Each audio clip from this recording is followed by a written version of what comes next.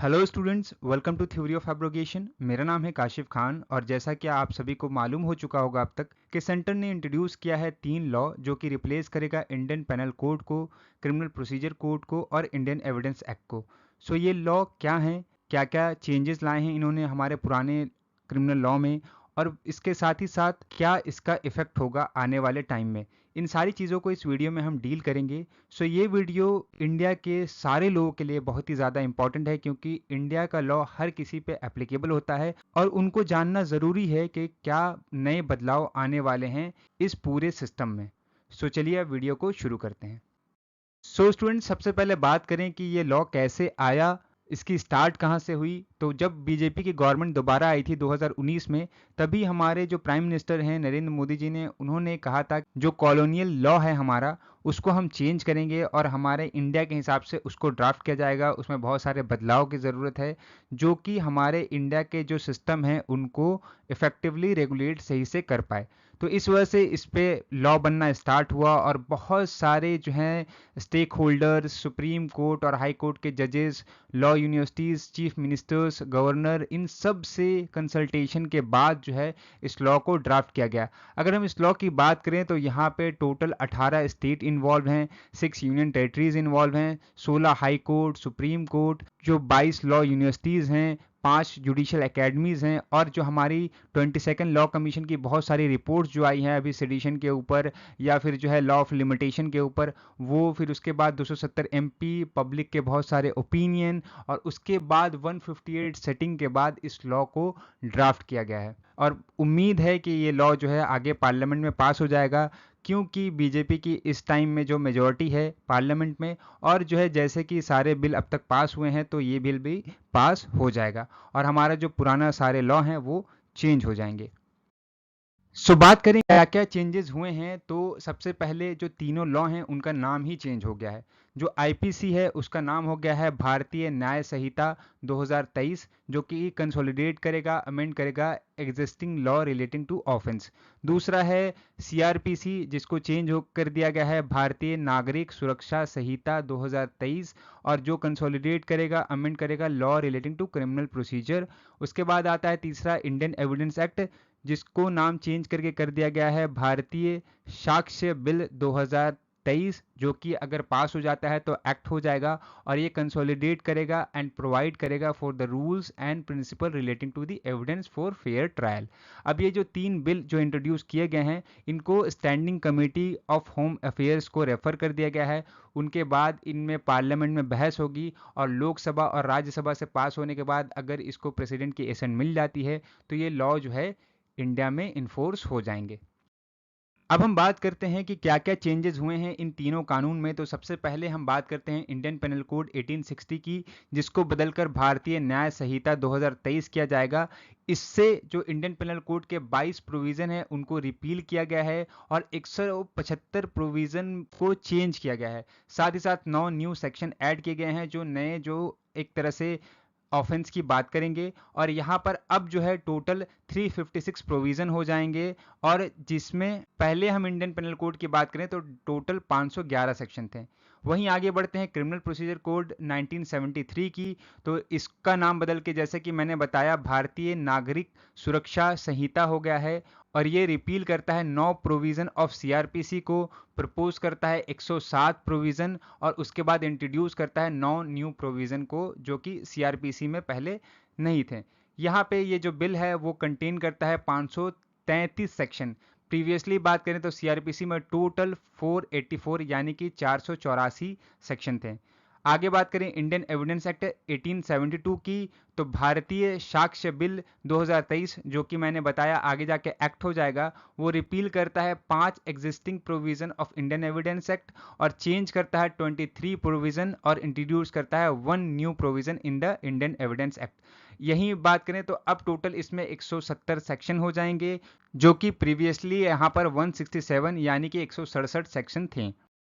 अब हम बात करें ये जो सारे लॉ हैं उनमें क्या क्या मेजर चेंजेस किए गए हैं, तो इनको एक साथ हम डिस्कस कर लेते हैं ताकि आपको जो है एक इसका निचोड़ मिल जाए।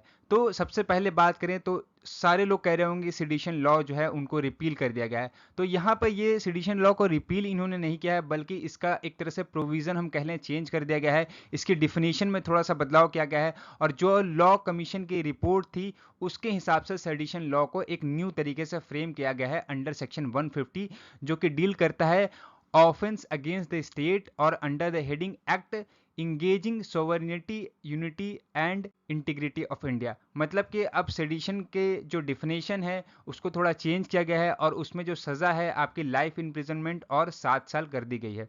वहीं मोब लिंचिंग, आपको पता है कि बहुत सारी वारदात अभी मोब लिंचिंग की हुई है इंडिया में, तो इसलिए मोब लिंचिंग का एक नया ऑफेंस जो है इंट्रोड्यूस किया गया है और उसमें सज़ा जो है आपकी 7 साल से लेकर लाइफ इम्प्रिजनमेंट और डेथ पेनल्टी तक की भी हो सकती है।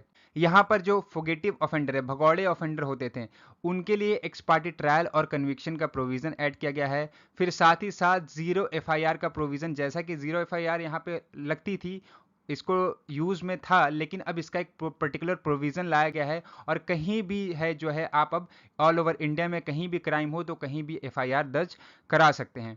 वहीं एफआईआर दर्ज होने पर जो है कंसर्न पुलिस स्टेशन को जो है एफआईआर ट्रांसफ़र करनी होगी 15 दिन के अंदर में। और यहाँ पे एक बहुत ही बड़ा चेंजेस किया गया है, जिससे जो है जो पब्लिक ऑफिसर होते हैं, जो सिविल सर्वेंट हैं, जो पुलिस ऑफिसर हैं, उनके जो इलीगल एक्ट हैं उनको कंट्रोल किया जाएगा। उनके लिए जो है एक डीम्ड सैंक्शन का प्रोविज़न ऐड किया गया है और जिसमें उनके अगेंस्ट जो है 120 डेज़ के अंदर जो है वो कार्यवाही की जाएगी। आगे बात करें तो जितने भी क्रिमिनल प्रोसीजर हैं एफआईआर से लेकर जजमेंट तक, उन सारे चीज़ों को जो है डिजिटलाइज करने की बात की गई है। मतलब कि ये सारे चीज़ों को अब ऑनलाइन जो है रजिस्टर किया जाएगा। मतलब कि एफआईआर भी ऑनलाइन होगी, केस डायरी को भी ऑनलाइन रखा जाएगा, चार्जशीट, फिर उसके बाद जो भी जजमेंट आएगा उन सारी चीज़ों को अब ऑनलाइन एक तरह से रिकॉर्ड में रखा जाएगा। जो पूरा ट्रायल होगा उसमें जैसे कि क्रॉस एग्जामिनेशन होता है, अपील होता है, इसको जो है वीडियो कॉन्फ्रेंसिंग के ज़रिए जो है वो प्रोवाइड किया जाएगा। वीडियोग्राफी का प्रोविज़न दिया गया है कि जो भी विक्टिम होंगे सेक्सुअल क्राइम के, उनके लिए मैंडेटरी वीडियोग्राफी की गई है जब उनका स्टेटमेंट रिकॉर्ड किया जाए। उसके बाद हम बात करें तो जो पनिशमेंट है वो गैंग रेप में बढ़ाकर 20 साल और लाइफ इम्प्रिजनमेंट कर दी गई है। आगे बात करें जो रेप होंगे माइनर के, उनमें जो है इम्प्रिजनमेंट जो है वो डेथ पेनल्टी तक बढ़ा दी गई है। और यहाँ पे चार्जशीट की बात करें तो चार्जशीट, जैसा कि आप सभी को मालूम है, बहुत ही इंपॉर्टेंट फैक्टर है किसी भी क्रिमिनल ट्रायल में, क्योंकि चार्जशीट हमेशा पुलिस जो है अगर लेट करती है तो वहाँ पर डिफ़ॉल्ट बेल का प्रोविज़न अप्लाई हो जाता है। तो इस वजह से यहाँ पे पुलिस को ये कहा गया है कि मैंडेटरी चार्जशीट का प्रोविज़न रखा गया और उनको जो है 90 दिन के अंदर अंदर जो है एफआईआर रजिस्टर से आपको चार्जशीट जमा कर देनी पड़ेगी। एक्सेप्शनल केस में जो है वो कोर्ट उस डेट को 90 दिन के लिए और एक्सटेंड कर सकती है। मतलब कि टोटल 180 डेज के अंदर चार्जशीट जो है पुलिस को सबमिट करनी पड़ेगी।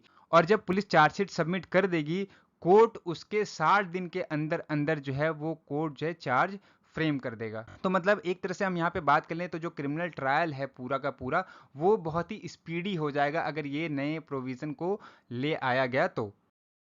वहीं आगे बात करें तो जजमेंट जो है वो विद इन 30 डेज जो है आपको दे दिया जाएगा। मतलब कि जिस दिन हेयरिंग कंक्लूड हुई उस दिन से जज जो है अपना जजमेंट जो है 30 दिन के अंदर जो है डिलीवर कर देंगे और यहाँ पर जो है उनकी कॉपी जो है वो 7 दिन के अंदर अवेलेबल हो जाएगी। जो भी सर्च एंड सीजर होगा उसकी वीडियोग्राफी होना मैंडेटरी कर दिया गया है इस लॉ के अंदर। फॉरेंसिक टीम को मैंडेटरी कर दिया गया है अगर कोई ऐसा क्राइम हुआ है जिसमें सज़ा जो है वो 7 साल या उससे ज़्यादा है। उसके बाद अगर कोई ऐसा केस है जिसमें 7 साल से ज़्यादा की पनिशमेंट है तो उसको विड्रॉ नहीं किया जाएगा अनलेस एंड अनटिल एक अपॉर्चुनिटी ऑफ हेयरिंग दिए जाए टू द विक्टिम को। साथ ही साथ यहाँ पे आगे बात करें तो जो स्कोप ऑफ समरी ट्रायल है उसको 2 साल से बढ़ाकर 3 साल कर दिया गया है। मतलब कि पहले जो केसेस होते थे 2 साल के, उनको समरी ट्रायल में लिया जाता था। अब जो है जो केसेस जिसमें सज़ा 3 साल होगी उनको समरी ट्रायल के अंदर इंक्लूड कर दिया गया है, जिससे जो सेशन कोर्ट के जो मामले होते थे वो 40% कम हो जाएंगे। आगे वहीं पर हम बात करें सेपरेट और हाउस पनिशमेंट की बात की है ऑर्गेनाइज क्राइम की, जिसकी definition under section 109 of the new law दिया गया है। मतलब कि ऑर्गेनाइज क्राइम वो होता है जिसमें बहुत सारे लोग इन्वॉल्व होकर चोरी, डकैती, रॉबरी वगैरह तक के जो क्राइम वो करते हैं। सेपरेट प्रोविजन की बात की गई है penalizing for rape of women under false pretext of marriage और जॉब। तो जैसा कि आप सभी को मालूम होगा, जॉब का लालच देकर या मैरिज का लालच देकर बहुत सारे रेप के जो हैं वो ऑफेंसेस का केसेस आए हैं इंडिया में और बढ़े भी हैं इस मामले। तो इसको कंट्रोल करने के लिए ये प्रोविज़न को लाया गया है। स्नैचिंग के मामले बहुत बढ़ रहे थे, तो इसको कंट्रोल करने के लिए एक स्नैचिंग का नया ऑफेंस ऐड किया गया है अंडर सेक्शन 302। तो जैसा कि मालूम होगा आपको, इंडियन पेनल कोड में 302 पहले पनिशमेंट फॉर मर्डर था, तो यहाँ पर अब जो है ये हट के स्नैचिंग आ गया है वहाँ पर। फिर punishment for offence against child में आपकी जो सज़ा है वो बढ़ाकर 7 साल से 10 साल कर दी गई है। और जो पनिशमेंट को कम करने की बात होती थी, मतलब कि कम्यूट करने की जो सेंटेंस को बात होती थी, तो वहाँ पर इन्होंने एक कैटेगरी बना दिया गया है कि अगर किसी को डेथ पेनल्टी मिलती है तो उसकी सज़ा को कम्यूट करके लाइफ इम्प्रिजनमेंट तक कर सकते हैं आप। किसी की सज़ा लाइफ इम्प्रिजनमेंट है तो उसको कम्यूट करके 7 साल कर सकते हैं, और किसी की सज़ा अगर 7 साल है तो उसको कम्यूट करके 3 साल कर सकते हैं, उससे कम नहीं कर सकते हैं। तो यहाँ पर एक तरह से जो पॉलिटिकल फेवर मिलता था ऑफेंडर को, उसको यहाँ पे प्रिवेंट, उसका मिसयूज करने से जो है वो बचाया जा सकता है। आगे बात करें तो कोई भी ऐसी व्हीकल जो कि किसी क्राइम में इन्वॉल्व है, तो उसके को सीज करते समय उसकी वीडियोग्राफी होगी, उसका सर्टिफिकेट जो है वो कोर्ट में सबमिट किया जाएगा, ताकि उस व्हीकल को डिस्पोज ऑफ अच्छे से किया जा सके during the pendency of the trial. और यहाँ पर एक नया ऑफेंस और ऐड किया गया है जो कि है ऑफेंस ऑफ टेररिस्ट एक्ट, जिसका प्रोविजन अंडर सेक्शन 111 जो है बात करता है। सो स्टूडेंट्स, ये थी आज की हमारी वीडियो। आई होप आपको इस वीडियो में जो नए लॉ हैं उसमें क्या क्या नए बदलाव आए हैं उसका कंसेप्ट अच्छे से क्लियर हो गया होगा।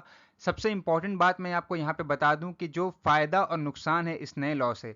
तो फ़ायदे की बात करें तो यहाँ पे अब आपको जो पुराने अमेंडमेंट्स हैं इतने सारे, उनको याद करने की ज़रूरत नहीं है। अब आपको एक सिरे से पूरा प्रोविज़न जो है वो याद करना है। सारे अमेंडमेंट, सारे जो इतने सारे आपको याद करने होते थे, वो आपको याद करने की ज़रूरत नहीं पड़ेगी। बहुत सारे जो ट्रायल हैं, अब हम बात करें तो वो स्पीडली जो है वो सॉल्व होंगे कोर्ट में।